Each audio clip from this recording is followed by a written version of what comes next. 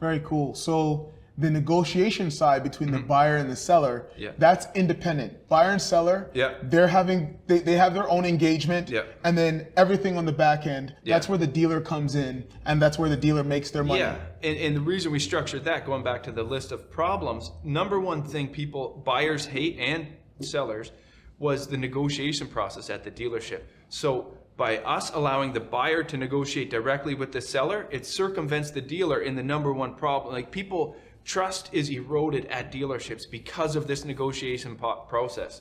So we took that out of the dealer's hands. So 100% of the profit of the vehicle, like the vehicle price, goes right to the seller. So if you're selling your vehicle, you get 100% of the sale price of your vehicle, opposed to a dealership when you trade in, you're back $4,000, $5,000, $6,000 from retail. So, well, you know what? I see that as a huge value proposition for the dealer, because ultimately the dealer still gets first dibs at any repairs.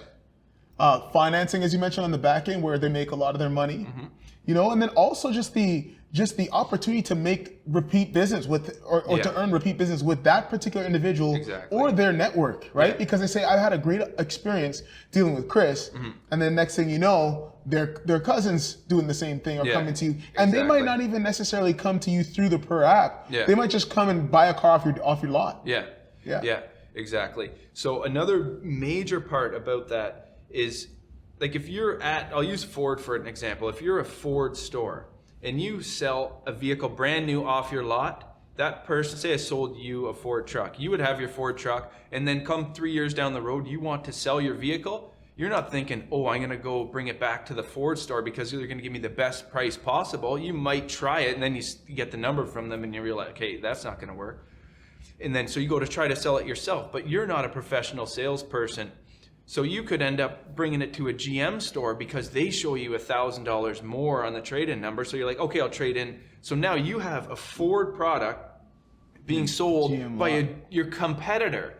And they're not the professionals for the Ford product. They might know some stuff, but they're probably not going to be as knowledgeable as the Ford, like the actual on brand. So what we do is, our whole concept is to bring the brand back to the selling brand. So we bring the vehicle back to the professionals, and that's the whole, another big core part of our business is bringing the major selling player of that back to the dealer.